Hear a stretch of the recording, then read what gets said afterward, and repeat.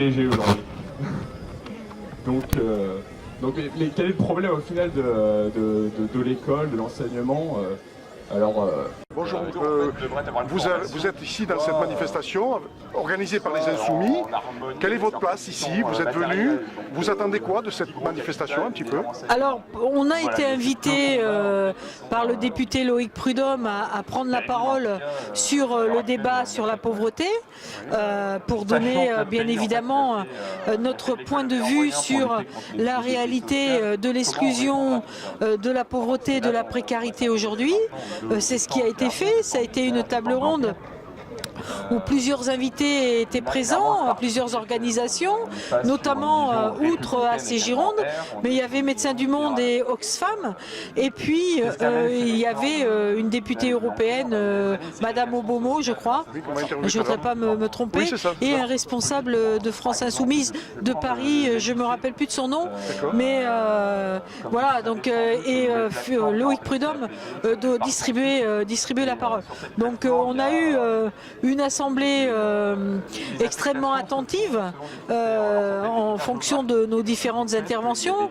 La mienne, bien évidemment, a mis en avant une augmentation des chiffres du chômage et une augmentation des chiffres des radiations en parallèle et notamment en Aquitaine. Mais au-delà de ça, on a parlé aussi de Pôle emploi, on a parlé de la stigmatisation des demandeurs d'emploi par le gouvernement, on a parlé bien évidemment de ce que a fait Macron en baissant l'allocation logement, de ce qu'il veut faire sur les aides sociales en faisant croire avec des déclarations stigmatisantes et méprisantes envers les pauvres, en faisant croire que les aides sociales étaient là pour faire sortir les gens de la pauvreté, mais dans la réalité, si les riches sont riches, c'est parce qu'ils ont accumulé les richesses.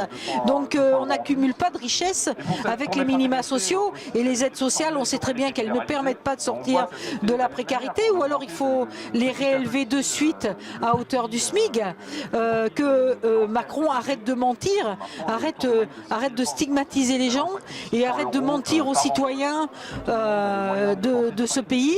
C'est inadmissible ce qui se passe. Dans la réalité, ce gouvernement fait une politique pour les riches. On l'a vu, en 6 mois, ils ont validé le CICE, 90 milliards d'argent public qu'on distribue allègrement aux entreprises. Et puis, on valide les 145 milliards distribués à la politique de l'emploi, là aussi qui vont gonfler les caisses du patronat et des grandes familles d'entrepreneurs français. Et d'un autre côté, il lui faut plus de 5 ans, par exemple, pour mettre en place et pour éliminer la taxe d'habitation. C'est un menteur, voilà, c'est un menteur. Il n'est pas de gauche, cet homme-là. Il a menti aux citoyens qui ont voté pour lui. C'est un homme de droite. C'est un homme du sérail des banquiers, des financiers, et qui fait une politique pour qu'il permette de s'enrichir. Encore dernièrement, quand il vous dit que eh bien, il faut orienter les gens vers le travail pour qu'ils créent des richesses. Mais créer des richesses pour qui? Pour que les riches s'enrichissent pendant que les salariés ne sont pas payés et sont licenciés. Allez, prenons l'exemple des Ford. 1000 licenciements, 3000 emplois impactés dans la zone. Prenons l'exemple de Carrefour, 4000 licenciements. Hein? Prenons l'exemple de ce qui se passe à Vesoul avec ce que les syndicats réformistes, CFDT en tête, a signé. Les salariés vont devoir travailler plus. Les salariés vont devoir travailler plus et gagner moins, parce que dans la réalité, c'est ça. Ils vont gagner moins. On peut parler de leur valeur travail, de l'émancipation du travail qu'ils proposent. Et Macron et consorts et Gattaz derrière. C'est mensonger. Le problème, c'est le libéralisme, c'est le capitalisme, et il va falloir lutter contre eux. Et c'est ce qu'on est en train de créer, et c'est ce qu'on est en train de faire en créant des liens de solidarité avec France Insoumise. Mais on a, en tant qu'AC Gironde, on a créé des liens de solidarité avec le NPA, avec Hello, avec le PC, et maintenant avec France Insoumise. Tous ensemble, on va lutter contre cette politique patronale, capitaliste, qui détruit la planète et qui détruit les les hommes. Donc il faut que, véritablement, il y a des convergences des luttes. Vous êtes en train d'en parler avec les uns et les autres, se réunir pour faire un bloc et une force de frappe. Alors, convergence des luttes, oui. L'unité dans les luttes, oui, on va travailler à la faire. Après, la question, c'est quelle réponse politique. Et là, les uns et les autres, on a des solutions différentes. Ça va être difficile de se mettre d'accord. C'est quelquefois impossible. Mais c'est pas pour ça qu'on refuse de discuter. Et c'est pas pour ça qu'on refuse la confrontation politique. Parce que c'est de cette confrontation politique, quand on aura réellement réussi à la faire, que je pense qu'on arrivera à dégager des axes qui mettront tout le monde en marche, et qui mettront tout le monde sur le même pied pour que on ait une solution alternative à ces politiques capitalistes qui nous détruisent. D'accord. Qu'est-ce que je veux dire?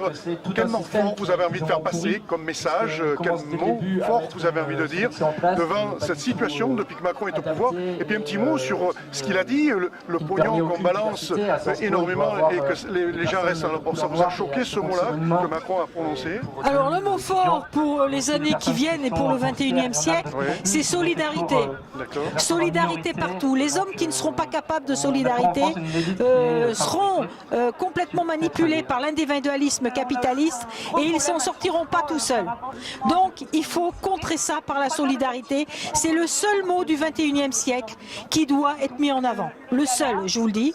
Ensuite, Macron est méprisant, c'est un mépris de classe, de sa classe riche, dire qu'il y a trop de pognon pour les aides sociales, comme si on arrivait à vivre avec les aides sociales, c'est lamentable de sa part, c'est d'une bassesse incroyable et nous allons lutter contre ça. D'accord. Qu'est-ce que je voulais vous dire pour la fin de la conclusion?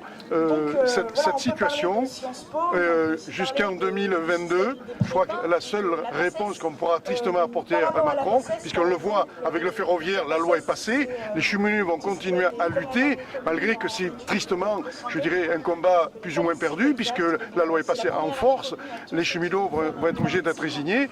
Je pense que Macron risque de le payer en 2022 et d'être viré comme on a viré Sarkozy. Alors, la lutte des cheminots n'est pas perdue. Les syndicats appellent à continuer la grève. La CGT a appelé à continuer la grève. Et c'est pas parce que la loi est passée à l'Assemblée nationale. On a déjà vu des lois passer à l'Assemblée nationale qui ont été stoppées et pas mis en place. Donc l'enjeu à la SNCF, c'est de les bloquer parce que derrière, c'est le service public qui est en jeu, c'est le statut des cheminots qui est en jeu. Et je pense que les cheminots ne vont pas laisser faire ça. Ça, c'est la première des choses. Donc, il va falloir soutenir cette lutte. Ensuite, la lutte, d'une manière générale, la lutte est noble et il va falloir, à terme, faire le nécessaire. Parce que moi, je ne crois pas que Macron restera jusqu'en 2022. Il est tellement méprisant. Il a tellement un mépris de classe. Il se prend tellement pour un monarque. Comment on appelle ça? Un monarque absolu, de puissance divine, comme on dit. Il est tellement orgueilleux qu'à un moment donné, cet homme-là va faire une erreur qui sera telle que le pays va se soulever.